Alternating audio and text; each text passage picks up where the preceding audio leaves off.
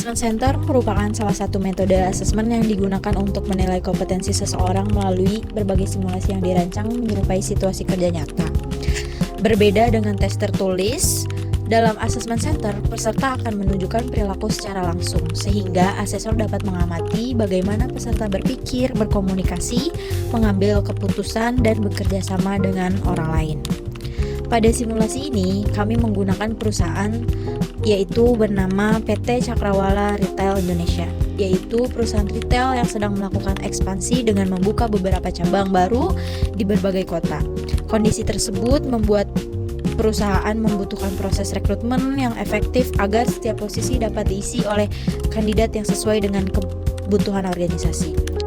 Posisi yang menjadi fokus dalam Assessment Center ini adalah HR Recruitment Staff.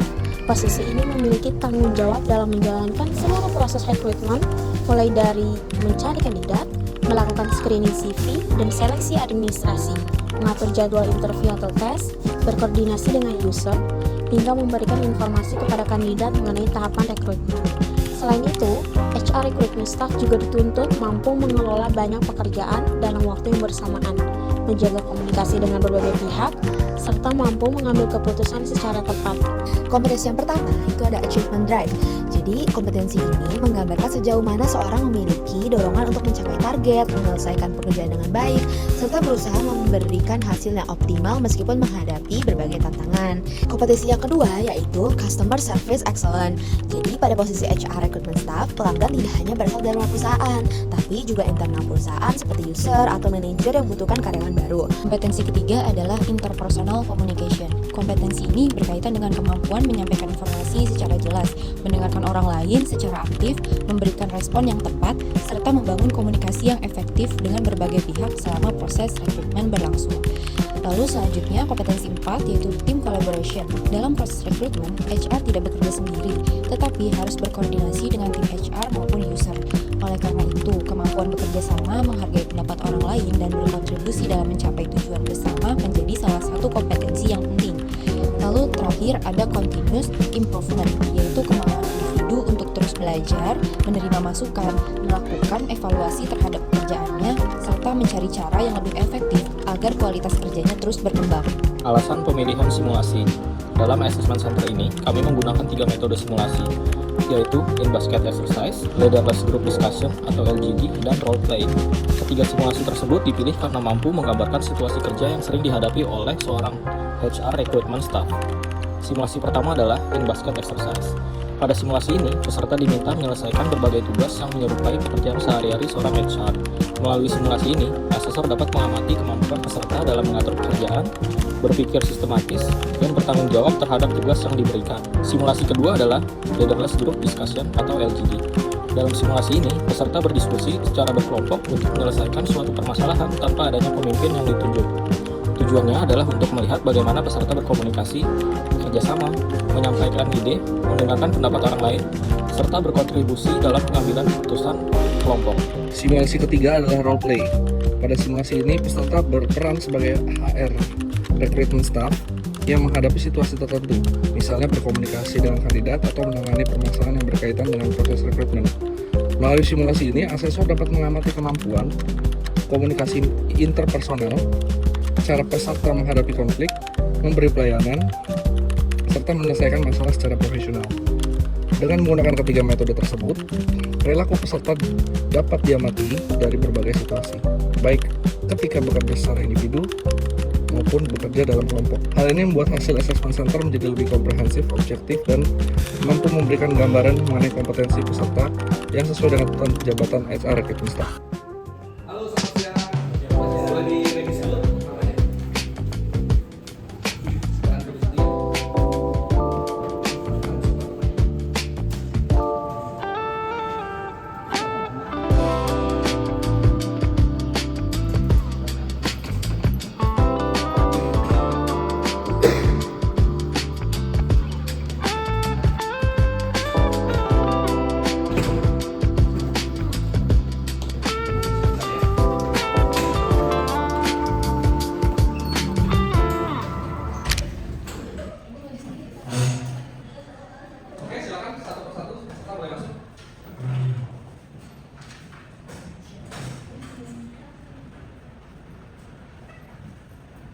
silakan duduk sesuai kita.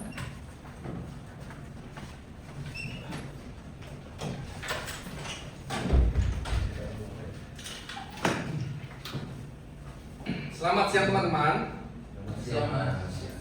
Terima kasih atas kehadiran dan partisipasinya dalam kegiatan Assessment Center untuk posisi HR Recruiting Staff. Pada kegiatan hari ini, peserta akan mengikuti serangkaian simulasi yang dirancang untuk mengukur kompetensi yang dibutuhkan dalam posisi HR Recruitment Staff. Assessment Center ini bertujuan untuk memberikan gambaran mengenai bagaimana peserta menghadapi situasi bekerja yang relevan dengan tugas dan tanggung jawab pada posisi tersebut. Sebelum kegiatan dimulai, perkenalkan, saya Valen, selaku instruktur yang akan memandu jalannya kegiatan Assessment Center dari awal hingga akhir. Tugas saya adalah memberikan arahan, menjelaskan setiap simulasi, memastikan seluruh anggota memahami teknisnya pelaksanaan, serta menjawab pertanyaan yang berkaitan dengan teknis pelaksanaan kegiatan. Apabila terdapat hal yang ditanyakan selama kegiatan berlangsung, peserta dipersilakan untuk menyampaikan pertanyaan kepada instruktur. Tim asesor tidak diperkenankan memberikan arahan ataupun menjawab pertanyaan peserta karena fokus mereka adalah melakukan observasi dan penilaian. Berikut ada beberapa hal yang perlu diperhatikan. Yang pertama, bacalah instruksi setiap simulasi dengan seksama. Yang kedua, sampaikan pendapat secara profesional dan menghargai peserta lain. Yang ketiga, gunakan waktu yang tersedia secara efektif. Yang keempat, asesor tidak akan memberikan bantuan terkait isi jawaban.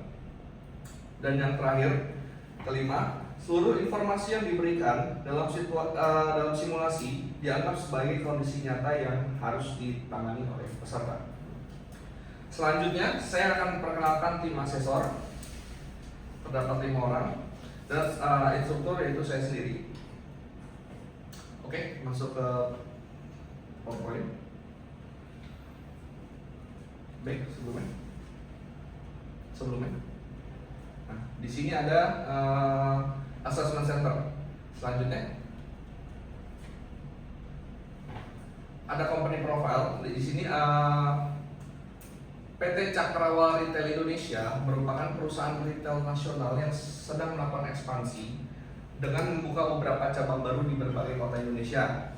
Untuk mendukung kebutuhan tenaga kerja pada cabang-cabang baru tersebut, perusahaan membutuhkan proses rekrutmen yang efektif dan efisien agar posisi yang dibutuhkan dapat segera terisi oleh kandidat yang sesuai. Next. Di sini ada penjelasan posisi, yaitu HR Recruitment Staff. HR Recruitment Staff itu bertugas untuk melakukan sourcing kandidat melalui berbagai media rekrutmen, menjadwalkan proses wawancara dan seleksi, melakukan screening CV dan seleksi administrasi, berkoordinasi dengan user terkait tentang kebutuhan kerja, lalu yang terakhir memberikan informasi kepada kandidat mengenai proses rekrutmen. Selanjutnya, nah ini untuk tata tertib pelaksanaan ya, atau rules and guidelines. Yang pertama, hadir tepat waktu, tidak menggunakan handphone selama simulasi, mengikuti instruksi yang diberikan instruktur, pertanyaan hanya dapat diajukan kepada instruktur. Yang terakhir, mengerjakan tugas sesuai instruksi yang diberikan masing-masing simulasi. Next. Untuk selanjutnya ada assessment flow. Nah, di sini urutan acaranya. Yang pertama administrasi peserta yang tadi. Yang kedua simulasi 1 in basket exercise. Simulasi 2 leaderless group discussion atau LGD. Yang untuk simulasi 3 yaitu role play. Dan yang kelima baru kita ke penutupan.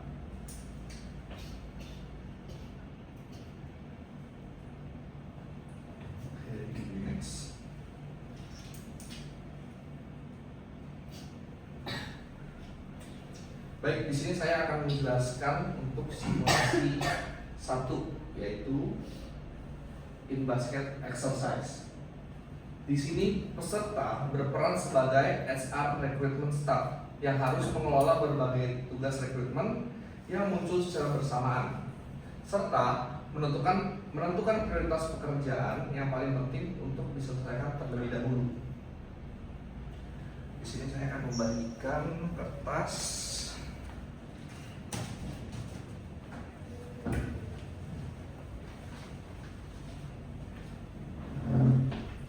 Mohon dibaca nanti kertasnya dan ada instruksinya juga tahun baiknya.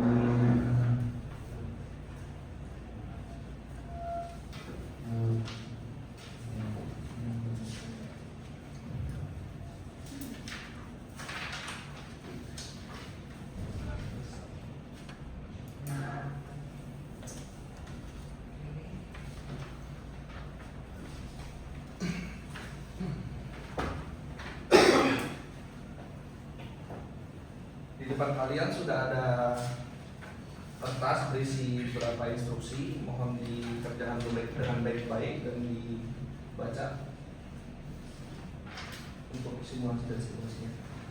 Next, boleh. Dan untuk waktu pengerjaan, membaca kasus dan analisis serta pengerjaan itu ada di 10 menit.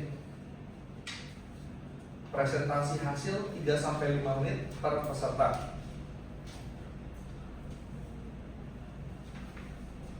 Nah, untuk di akhir kalian akan diminta untuk presentasi satu persatu tentang pendapat kalian berdasarkan analisis kasus yang saya bagikan tadi ya.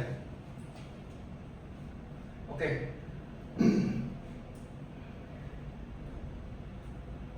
Dan untuk setelah simulasi satu selesai,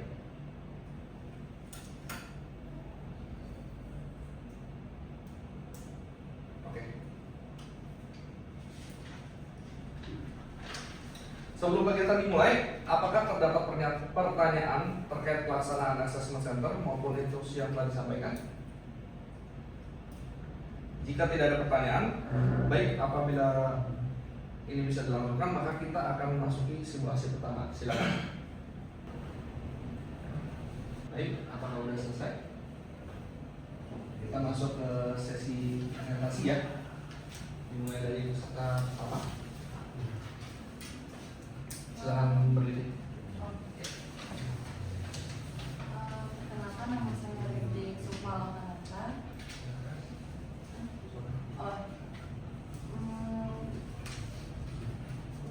Untuk permasalahan kali ini ada di self executive ya. Untuk permasalahan di perusahaan kami, kebetulan untuk posisi sales executive ini dia keluar dari perusahaan kami. Jadi untuk peluncuran juga di sini kita akan dilakukan minggu depan, sangat mepet ya. Jadi kita harus segera untuk mencari posisi sales executive. Dia nanti tidak merusak juga reputasi perusahaan kami, perusahaan kita.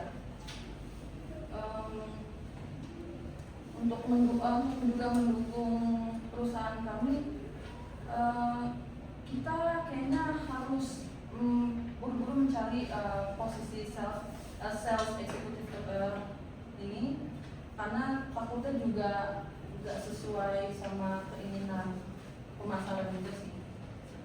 Seperti itu. Baik, silakan duduk peserta 1. Lanjut peserta 2. Baik, perkenalkan, nama saya Surapati Buddha. Di sini menurut saya prioritas utama adalah situasi 2, yaitu permintaan laporan dari Direktur HR tersebut memiliki batas waktu yang jelas dan digunakan dalam rapat manajemen, sehingga perlu diselesaikan terlebih dahulu. Baru dari situ, setelah laporannya selesai, saya akan berfokus pada situasi 1 dengan mencari solusi atau mengundurkan diri kandidat dari sales eksekutif. Kemudian saya akan melanjutkan situasi 3, ini berupa screening CV. Dengan cara tersebut seluruh pekerjaan tetap dapat diselesaikan sesuai urgensi dan kebutuhan perusahaan. Proses screening ini CV agar kebutuhan tenaga kerja perusahaan tetap dapat terpenuhi. Mungkin itu ya. Terima kasih peserta 2, silakan peserta 3. Perkenalkan, nama saya Kim Seva. Kalau menurut saya situasi satu tuh ya harus diharuskan untuk menjadi prioritas utama. Dikarenakan itu, ini berkaitan langsung dengan kebutuhan bisnis pada perusahaan kita ini kan, yang sedang melakukan ekspansi dengan cara bicara-bicara kan. Kehilangan kandidat utama itu, apalagi dalam posisi sales eksekutif, dapat menghambat pencapaian target perusahaan ini. Oleh karena itu, menurut saya itu akan lebih dulu mencari kandidat pengganti atau kandidat cadangan yang tersedia. Walaupun belum ada, kalau bisa kita cari dulu. Setelah itu, saya akan melakukan yang namanya screening CV untuk menjaga ketersediaan kandidat pada posisi lain, kemudian menyusun laporan perkembangan rekrutmen yang diminta oleh Direktur Human Resource. Mungkin sekian. Ya, silakan duduk. Peserta 4, silakan.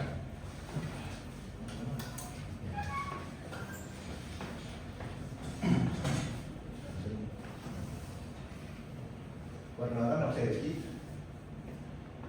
Jadi menurut saya terkait situasi yang paling prioritas adalah situasi 1. Karena posisi sales eksekutif memiliki peran penting dalam mendukung peluncuran produk baru perusahaan.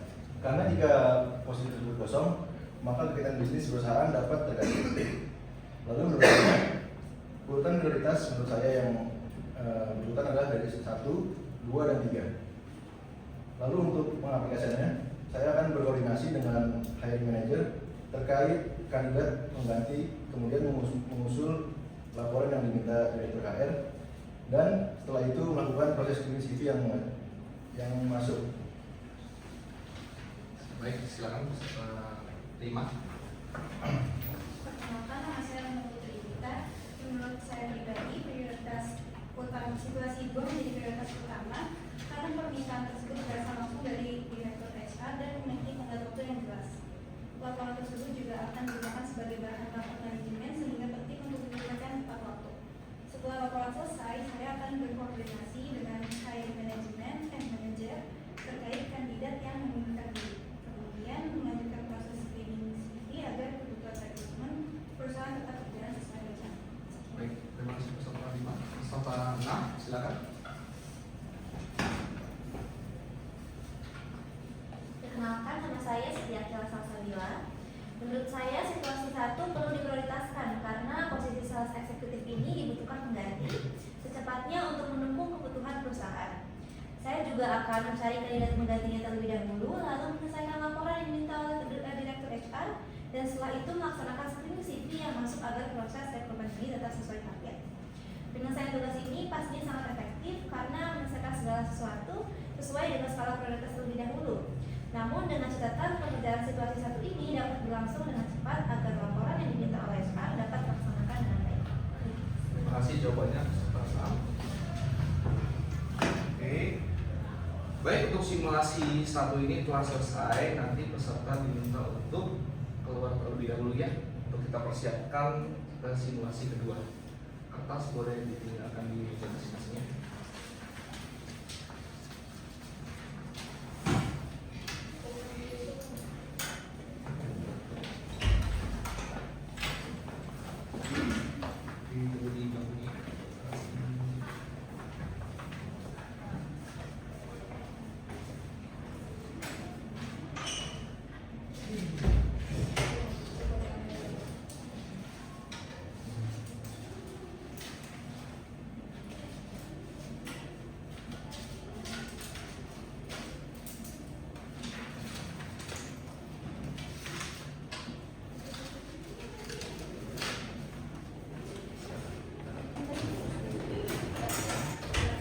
Silakan para peserta.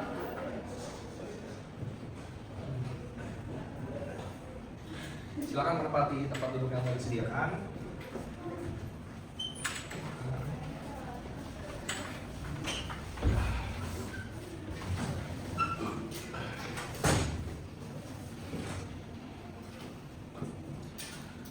Oke, para peserta, kita akan memasuki simulasi kedua, yaitu Leaderless Group Discussion atau LGD. Nah, keterangannya adalah pada simulasi ini peserta akan berdiskusi dalam kelompok untuk menyelesaikan sebuah permasalahan yang berkaitan dengan SDM. Peserta diminta untuk memberikan pendapat, menanggapi pendapat peserta lain, serta mencapai keputusan bersama tanpa adanya pemimpin yang ditunjuk. Jadi kalian berdiskusi satu sama lain sebagai sebuah kelompok tanpa pemimpin. Sebentar.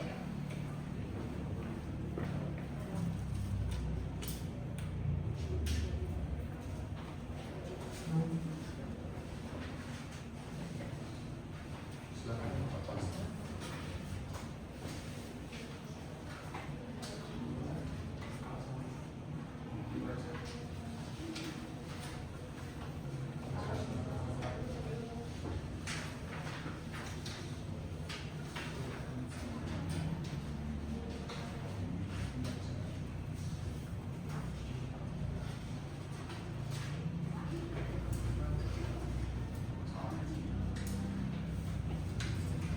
Oke, next.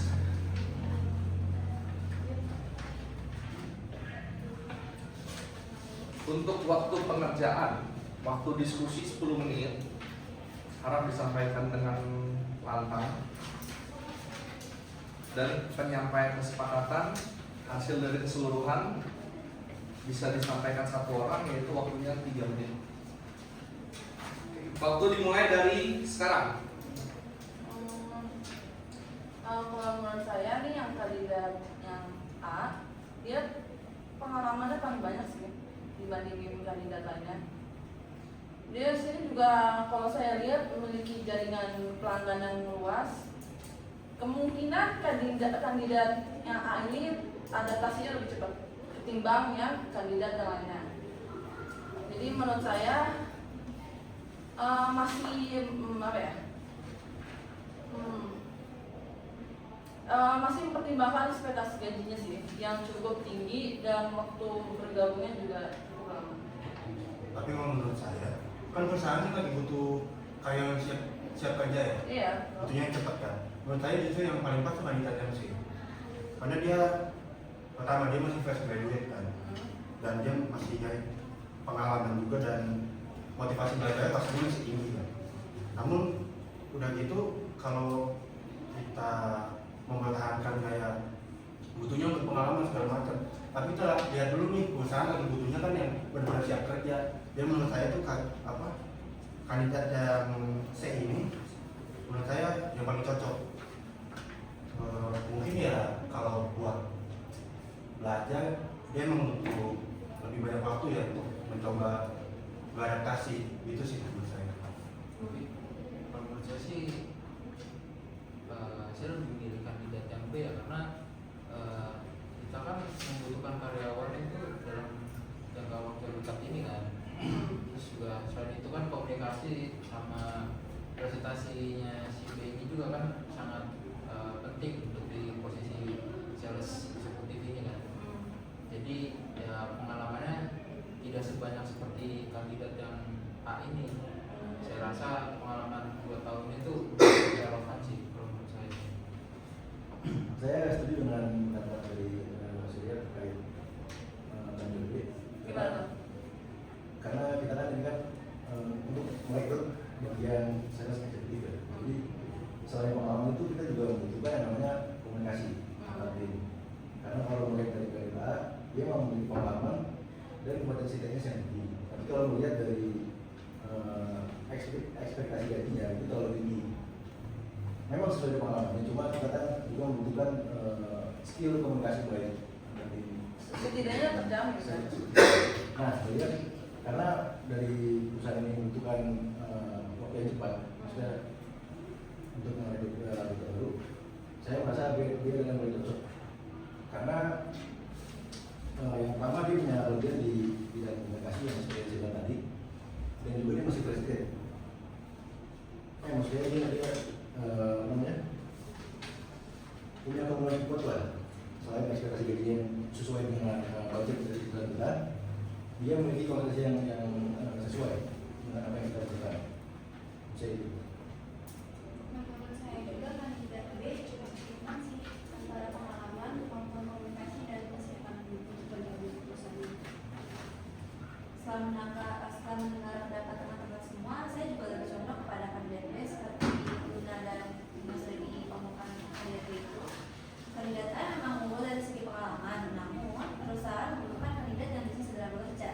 Sedangkan kandidat C ini memiliki potensi yang baik untuk jangka panjang, tetapi mungkin belum sesuai dengan kebutuhan saat ini atau kebutuhan perusahaan kita pada saat ini sih.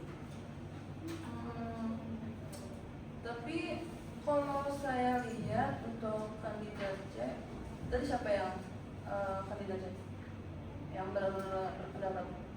Saya. Kamu? Dia ini kan fresh graduate ya? Iya.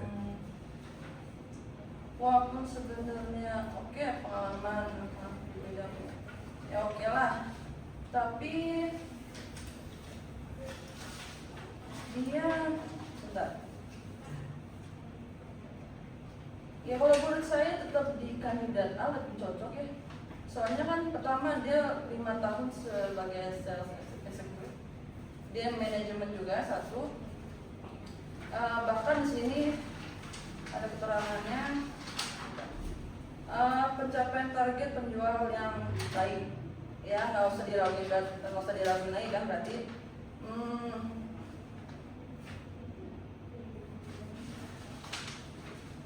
Jadi menurut kalian kita harus gimana di antara tiga ini? Kalau menurut saya tetap ada di kandidat 5 karena selain dia pengalamannya, dia juga di sini dia bersedia bergabung dalam 1 bulan. Cukup sih seharusnya. Begini Mbak, kan yang urgensi di perusahaan kita tuh kan lagi butuh cepat buat karyawannya, dan kita juga butuh memangkas lah dalam urusan finance. Yang Mbak usulkan tadi itu menurut saya gajinya terlalu tinggi, gajinya terlalu tinggi, dan bersedia bergabungnya itu 1 bulan. Menurut saya 1 bulan itu tidak cepat. Unggulan kandidat yang saya usulkan menurut saya itu pertama dia gajinya hampir setengah dari yang Mbak usulkan. Yang selanjutnya itu dia itu bersedia bergabung segera, dan itu lebih cepat dibandingkan 1 bulan. 1 bulan kan belum tentu 1 bulan pas itu juga. Tapi di sini kan kalau saya lihat di kandidatnya, ya berpengalaman, pernah magang juga di bidang pemasaran. Tapi kan untuk di kandidat A di sini dia sudah ada pencapaian, sudah diakui gitu. Kalau dia memiliki target penjualannya yang terbaik gitu kan. Jadi kalau misalkan untuk ekspektasi dengan gaji segitu, menurut saya dia pantas. Kalau menurut saya. Kalau yang lain seperti apa? Jadi Mbak, karena kan yang dibutuhkan oleh perusahaan kita, karena kita dapat senang jalan, aja, dan juga kita membutuhkan waktu yang tepat dalam waktu rekrutmen ini. Memang yang itu sangat memenuhi kriteria, maka lebih tinggi lah standarnya. Tapi karena kita seperti yang saya tadi terkait dengan waktu yang minim kan, menurut saya karir itu adalah adik yang sempurna, karena selain dia memiliki skill yang kompeten, dia juga dapat bergabung dengan waktu yang cepat, dan juga beban itu sesuai dengan apa yang berusaha kita minta. Memang dia dari pengalaman kita, cuma kan yang penting itu memiliki skill yang dibutuhkan gitu. Dia juga punya pengalaman terkait punya pengalaman selama 2 tahun terkait sales executive. Maka dari itu misalnya dia adalah paling cocok. Dan yang itu belum memiliki kriteria di kita, karena yang pertama dia fresh grade, dan juga dia belum punya pengalaman terkait kerja sebagai sales eksekutif dan memerlukan pelatih intensif, yang mana itu akan memakan waktu. Dan saya yang kandidat B misalkan, tapi nggak menjadi kemungkinan yang besar buat perusahaan kami. Tadi kembali lagi, kandidat A ini sudah diakui ya, Jadi kita juga nggak mau dong asal memilih kandidat, ya kan. 2 tahun sebagai sales eksekutif, terus kemampuan komunikasi dan presentasi yang sangat baik, tidak menutup kemungkinan bisa menaikkan perusahaan kami. Betul? Jadi gimana? Pendapat Luna gimana?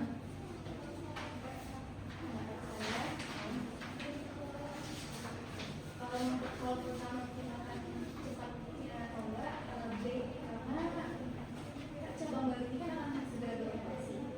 Yang B itu cukup ini yang masuk kriteria kita, terus gaji dia juga bisa kita gitu. Untuk Akila gimana? Saya juga sepakat dengan apa yang diomongkan oleh Luna, karena kan yang kita butuhkan ini kan sales eksekutif ya. Lalu juga kandidat B ini pendidikannya lulus dari S1 Ilmu Komunikasi, lalu memiliki pengalaman kerja 2 tahun sebagai sales eksekutif. Jadi kayak dari 2 tahun pengalaman kerja sebagai sales eksekutif ini sudah sangat mumpuni untuknya berada atau menggantikan kandidat yang kemarin telah disiapkan untuk menjadi kandidat yang sekarang. Lalu ekspektasi gajinya juga di 6,5 ini masih cukup worth it. Kan kalau yang tadi dari data ini kan di 9 juta ya, cukup sangat besar sekali.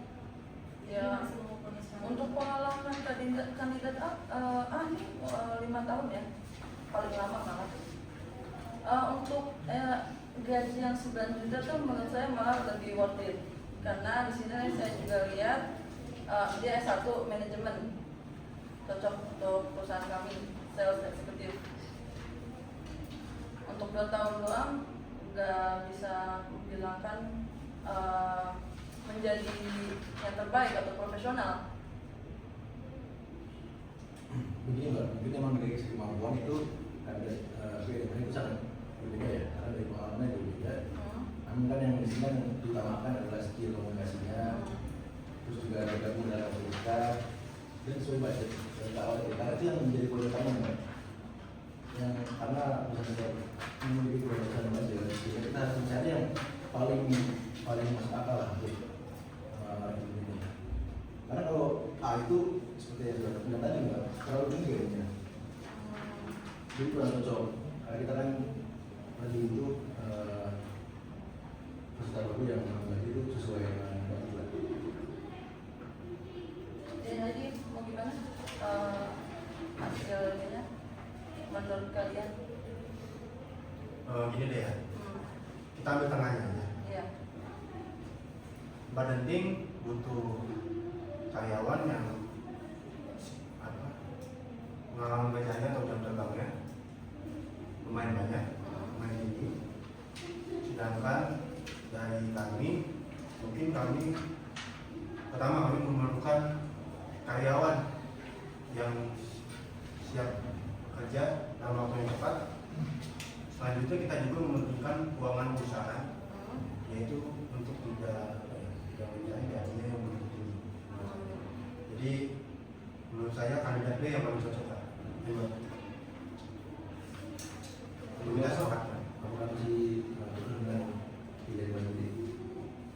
Jangan berpatok sama saya. Terserah. Karena kita berempat sudah sepakat untuk. Berarti D. Tapi untuk emang untuk dibandingin sama yang C, ya kandidat B Sepakat. Berarti boleh dibacakan kesimpulannya. Salah satu peserta mungkin mau membacakan kesimpulan. Saya ini Hasil diskusi, ya. mengucapkan hasil diskusi kelompok kami. Berdasarkan hasil diskusi kami, kelompok kami memilih kandidat B karena memiliki kemampuan komunikasi yang sangat baik, dapat bergabung dalam waktu yang sangat cepat, yakni 1 minggu, sesuai dengan anggaran perusahaan juga, dan dinilai sekali sesuai dengan kebutuhan organisasi kami. Baik, terima kasih. Saya ambil dulu kertasnya.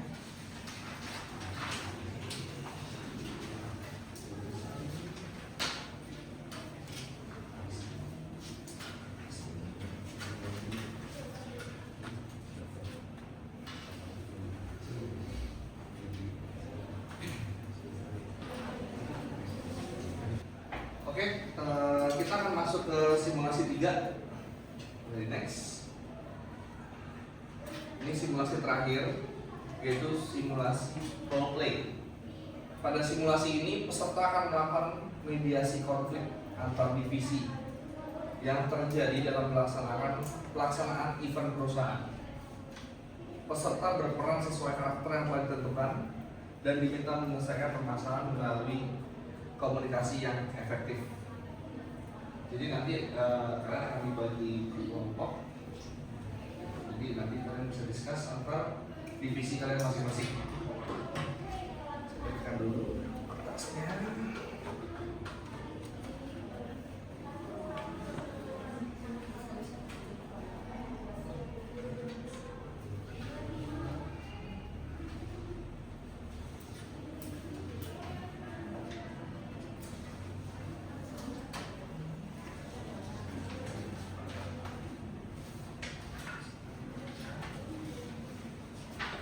Dan mohon dibaca baik-baik dulu untuk analisis kasusnya, karena dari situ nanti kalian akan bermain peran. Berikut pembagian perannya. Yang pertama itu HR Recruitment Staff, dia sebagai mediator. Peserta kedua, perwakilan tim marketing. Peserta tiga, perwakilan tim legal. Peserta 4, perwakilan tim legal juga. Peserta 5 dan 6, perwakilan tim PR.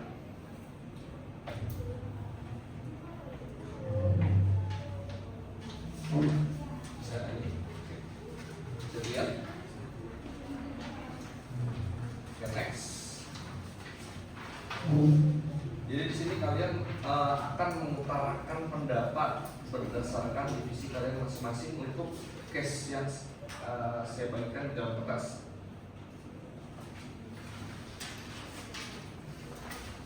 Dan tolong menyampaikan argumen kalian dengan suara lantang juga ya. Sudah ini paham untuk ini bagian posisi. Untuk waktu diskusi selama 10 menit ya guys. Oke. Untuk waktu diskusi 10 menit. Dimulai dari sekarang. Sebagai HR recruitment staff, saya akan mengundang perwakilan dari tim marketing, tim legal dan tim PR untuk mengikuti sesi mediasi.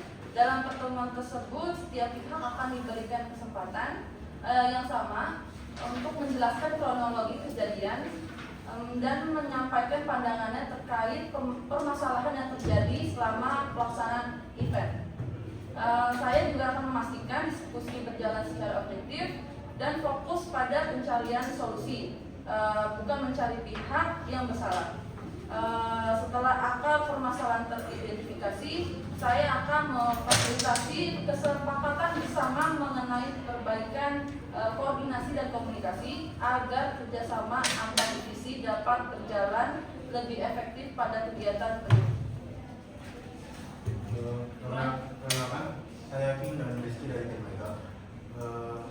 Menurut saya, dalam menangani kasus ini, saya tuh akan mengarahkan diskusi pada dampak yang muncul akibat dari kurangnya koordinasi antar divisi kita ini, seperti keterlambatan pembukaan acara, kesalahan informasi kepada pengunjung, dan tidak terlaksananya beberapa aktivitas promosi yang kita lakukan. Saya juga akan mengajak kepada seluruh pihak untuk bekerja sama mengidentifikasi titik permasalahan dan menyusun langkah perbaikan yang konkret. Selain itu, saya akan merekomendasikan pembuatan prosedur koordinasi yang lebih jelas dan lebih mudah dipahami, termasuk penunjukan PIC atau PIK dan mekanisme pelaporan apabila terdapat anggota tim yang berhalangan hadir. Dengan demikian, organisasi kita ini dapat mencegah terulangnya permasalahan serupa untuk selanjutnya di masa depan.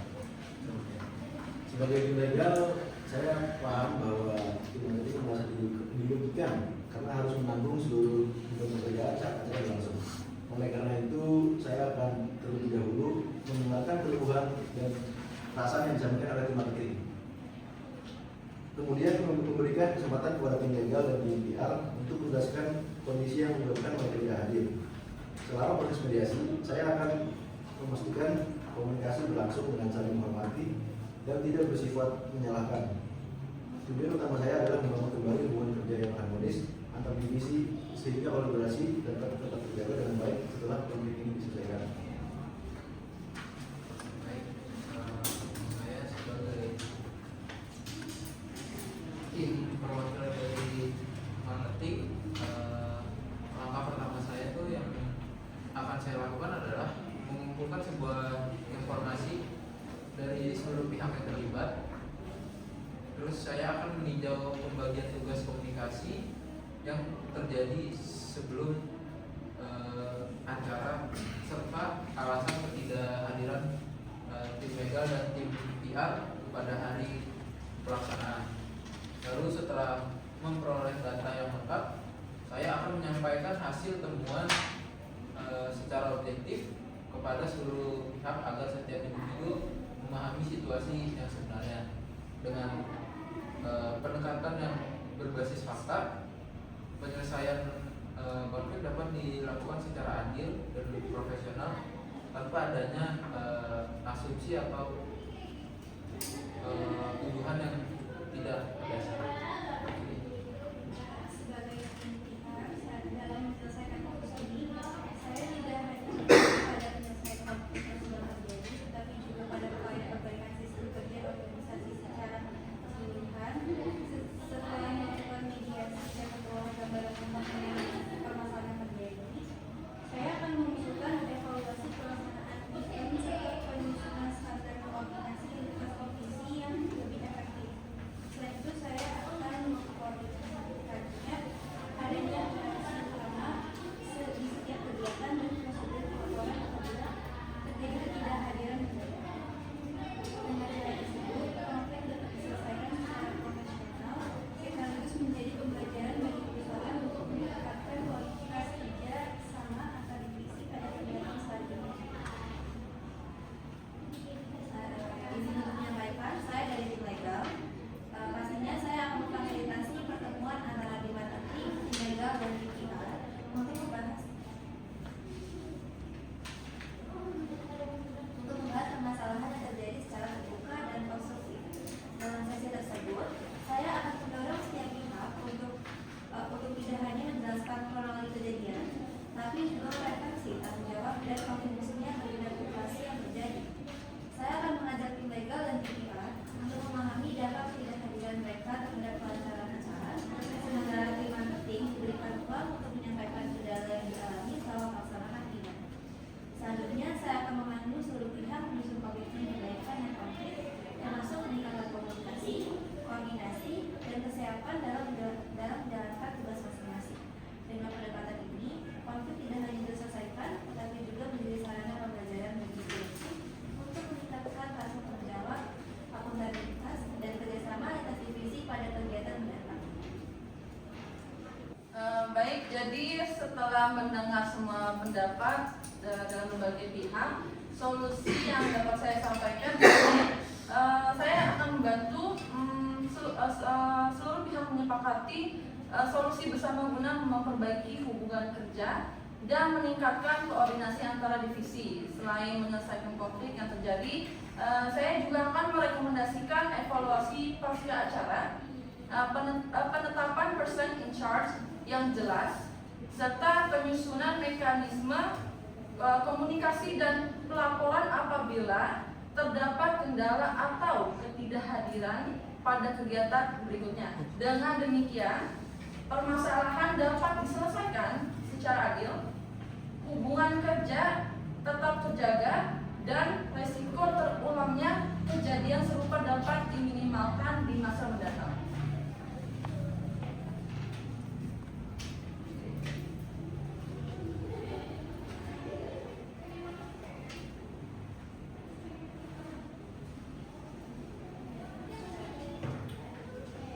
Oke, terima kasih untuk diskusinya. Mungkin ada sambungan untuk HRD.